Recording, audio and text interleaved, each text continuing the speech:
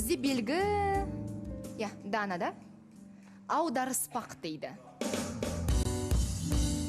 Ал ортаға шығатын қатысушы ару бізде Баян Сұлу.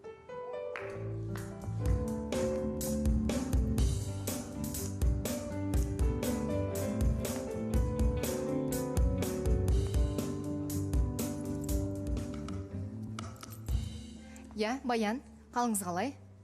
Қалың күшті. Көңіл күйіңіз? Көңіл күйімде жақсы, бәрі керемет. Ернұр қалай? Ернұр жақсы, кеше сөйлескен болатынбыз. Кездескен жоқпыз, сөйлестік. Оның алдыңғы күндер кездескенбіз. Қазір айтып берем. Шақырып алайық, Ернұр, келіңіз.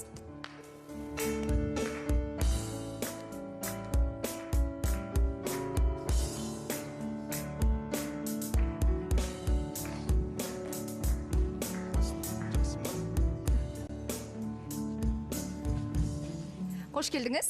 Қош көрдік. Ал, енді таныстықтарыңыз жайлы әдемі әңгіме. Өткен жол тәтті әңгіме айтуға жол болмай қалды, мүмкіндік жетпей қалды, сондықтан бүгін тыңдайық. Негізі алдыңғы келгеннен кейін біз бір рет емес, бірнеше рет кездескен болатынбыз. Сол кездерде танысып, жақсы жүрдік та, бірақ кеше кездескен жоқпыз. Мен негізі Ернұрды тексерген болатынмын. Тексеру? Иә. Қай жағынан?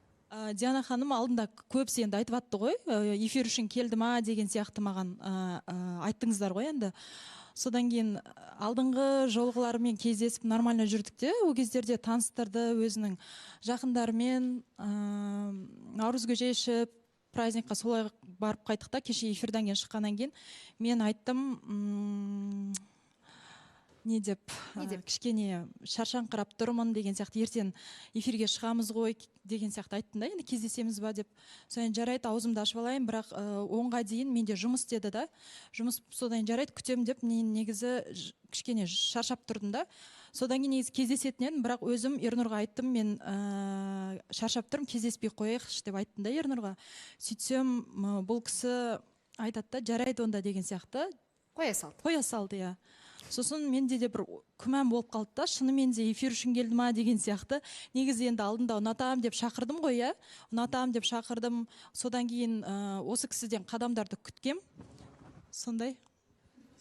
Ернұр? Қош келдік. Бұл не деген ерекше пранк деймін да бұл? Сол кәдімгідей бір үлкен бір күшті бір пранк болды ма деп ойласам. Енді ол енді понятно ғой, шаршап тұрмын деп өзің айтып тұрсаң, енді жігіт бала ұнап тұрса да, ғашық болып тұрса да, түсінікпен қарай салады ғой. Жоқ, ешқандай да пранк емес. Негізінде неге өйтіп ойлайсыздар? Сіз сөйтіп айттыңыз ғой, тексеру деп. Жоқ, тексергенде былай ғой енді. Бұл кісі қараңызшы, кеше мысалы мен айтып жатырмын да, кездеспей қояйық, шаршап тұрмын дегенге иә деп қоя салды да, оның алдындарда. Жоқ, Баян деймін, наоборот, егер де саған жоқ кездесейік, біз ертең эфирға шығамыз ғой, сурет видео керек десе, вот сен сол кезде сомнение ұстасаң болады да, бұл жерде осыған айтып отыр да, шаршап тұрсың, жоқ, жарайды, жата ғой, это нормально. Жоқ, Сұлтан, былай болады, мен негізі сурет видеоны өзім ұсынған болатын, ертең енді шығамыз ғой деген кезде айтады, алдындағы видеоларды шығара салайық. Жоқ, менің енді бар ғой, күлкінішті емес, бір анандай болып көрінді да маған, жай ғана сияқты болып көрініп қалды негізінде ше. Көрейік. Жоқ, оны мен жібердім, алдындағыларын жіберген. Алдындағы деген қашан? Сол 3 күн бұрын. Көрейік. Ақтамағыңнан бір кетші.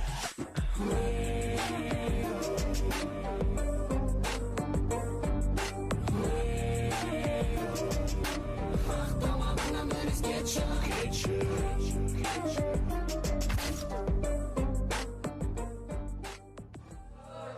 Негізі көрерменді сыйлап, соңғы көріністегідей дүниелерді сурет видео есебінде жібермей қойсаңыздар болады деп ойлаймын, е? Ас ішу бері тұрсын, одан да екеуіңіздің тамақ ішіп отырғаныңызды қарасақты сөл бөлінсе де соны тамашалаған дұрыс. Өйткені соңғысында түк мағына жоқ, жай ғана құшақтасып отырсыздар, сіздер я жұп емессіздер әлі. Тағы да сол ескерту. Барлықтарыңызға жалпы, е? Олай жабысып отырған сурет видео ол халыққа да қызық емес, ол бізге де керек емес. Қызық болсын, ойнап, күліп, серуендеп қайтқан дүниелеріңіз болса мейлі екен, бірақ мынау енді керек емес. Дұрыс айтасыз, сіздің сөзіңізге мен қосыламын. Қазіргі жастар сондай жаным десе жабысады, көшеде білгендерін істеп жүретіші қарасаң. А біздің кезімізде ондай болмаған. Біз даже қолымыздан да ұстатпағанбыз. Әке шешеміз айтып отыратын, ойбай жігітпен жүрдің ба, біттің деп. Сол миымызда қалған, мен әлімге шейін сондаймыз. Күйеуім 2 жыл болды ма қайтыс болғанына, 2 жылда мен әлі біреумен сөйлескен де жоқпын әлі. Міне, Диана ханым. Қой, ертең шешеміздің артына сөз келеді ма, тағы да бір нәрсе болады ма? Алматыда 500 километр жүрсем де, мен әке шешемді ойлаймын да жүрем мысалы. Сендер не ойлайсыңдар, мен білмеймін. Қай миларыңмен ойлап жүресіңдер? Әлі жұп болған жоқ, іштеңке болған жоқ, құшақтасып, бір жас жұбайлар құсап жүрсіңдер.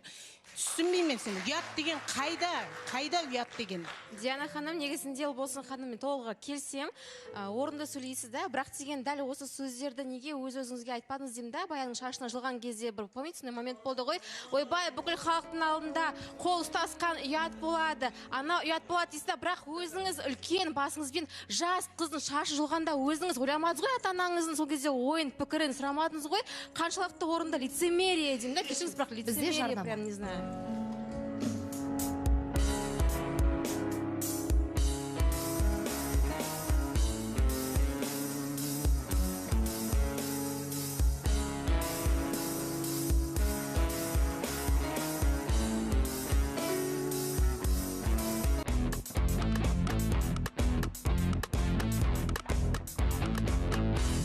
Қосайық жобасы ортада Баян және Ернұр, ал кезекті таңба бізде кімде? Хамрақұл Диана.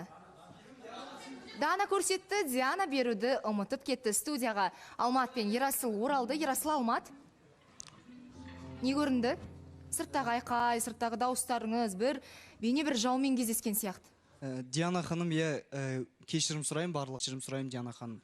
Енді ішіміздегі эмоцияны көп көрсетіп қойдық деп ойлаймын. Енді ондай қайталанбайды, қандай әңгіме болсын, өзіміз сыртта ешкімнің басқалардың көзінше емес, өзіміз сыртта сөйлесіп шешіп аламыз. Алмат? Диана ханым, кішігірім эмоцияға беріліп қойдық. Жалпы ері шекіспей, бекіспейді дейміз ғой, кішігірім айқай реніш болып қалды жаңа ар жақта. Ол нәрсе қайталанбайды, кешірім сұраймыз. Көрермендерден, сіздерден ай өтпеңіздер. Шешіп алдыңыздар деп ойлаймыз. Ал ортада Баян және Ернұр. Баянның айтуынша мен Ернұрды сынап алдым дейді. Егер менімен кездесуге шықпаса, онда маған деген сезімі өтірік, соған кеше көзім жетті деп өз алдына кішігірім бір пранк алдау операциясын ұйымдастырды. Бірақ енді кеше оразаның 1-ші күні болды деп есептеймін. Барлығымызға қиын болды. Енді 3 күн өтсін, одан кейін өз-өзімізге келіп, бір түк болмағандай емін еркін жүрерміз. Ал оған дейін кішкене осылай шаршап, шөлдеп деген сияқты, я Ернұр? Қайырлы күн, Диана ханым, енді келесіп жаңа сөз тимей кетті. Оразаларыңыз қабыл болсын. Тілеген дұға тілектеріңіз қабыл болсын. Отбасыларыңыз аман есен болсын. Жаңағы сынап алдым деп жатыр ғой енді.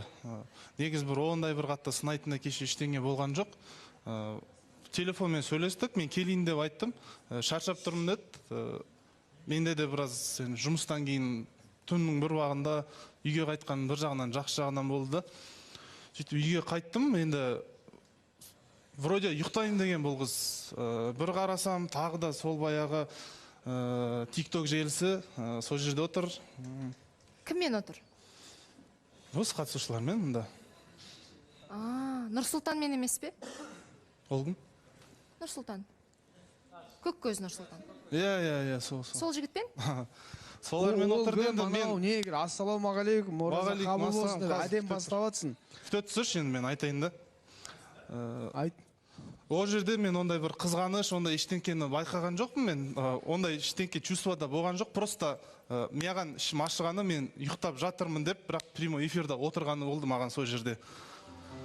Олай болды да, Диана ханым, отырыста ойнадық. Жаңағындай ситуациялар ғой, барлығындай менің эфир үшін келді деп жатыр ғой. Қатысушылардың көбіне сондай ой салып береді екен да, Баянға қарай.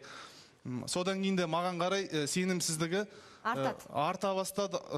Одан сайын біздің ара қатынасқа қазір біраз кедергілерін тигізіп жатыр. Сол себепті мен Баянға бір сұрақ қойғым келіп отыр.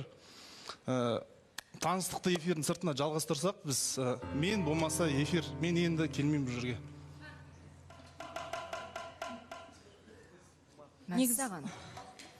негізі енді алдынан бері мен енді айтып осы жаққа сіз шақырдым ғой, сіздің айтқан сөздеріңіз барлығы қайда кетті деймін да. Мен ол болашағында да екеуміздің ара қатынасымызға кедергі келтіре береді бұндай сұрақтардың барлығы.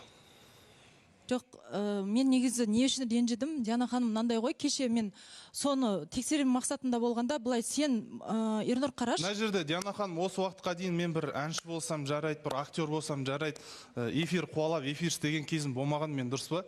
Осы қосылайықтың тарихында жүрген. Жоқ, онда неге кеше деген бәрібір болып сондай қолыңды бір сілтеп келмедің, до конца давай шық деп, до конца шық десен шығатын едім ғой.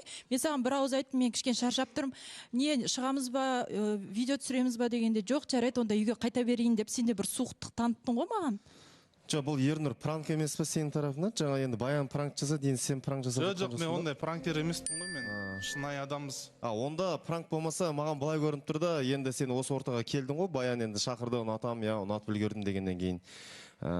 Сен просто сыртта жалғастырғың кеп тұрған сәті, ол енді араларында бірдеңе болмай қалып жатса, оңай екі жаққа кетіп қала саласыңдар да. Ол жерде уже қыздың өкініші қалып қалады да, былай қарап тұрсаң. Не былай болмайды, бұл жерде қалай болса да, сыртта да дәл солай мен көзқараста танысам. Сыртта да дәл солай жақсы көзқараспен қараймын мен по-любому. Жоқ, негізі былай ғой, Диана ханым, бұл нәрсенің жаңағыдай бір ойлап қарайтын нәрсе.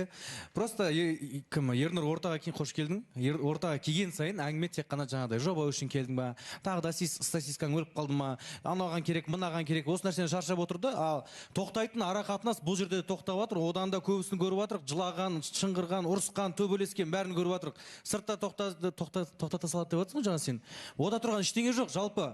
Бұл жерде мен Ернұрдан сұраған болатым, өткенде ортаға шыққан екен, мен Шымкентте жүргем. Енді былай жақсы араласамыз ғой, сонымен қалай өзің шынымен ба десем, иә шынымен дейді. И былай қарап тұрсам, екеуі бір-біріне ұқсайды екен былай. Енді жас ерекшелік деп жатыр ғой, бірдеңе шығады шықпайды, мен дөп кесіп айта алмаймын ештеңе. Енді ол сыртта жүргіз келіп жатса, сыртта жүрсе ода тұрған не бар екен деймін да. Бірақ мына жерде енді Баянның айтып отырсың ғой, просто мен айтып отқан нәрсем, соңғы жағын тыңдамай қалдың ғой деймін.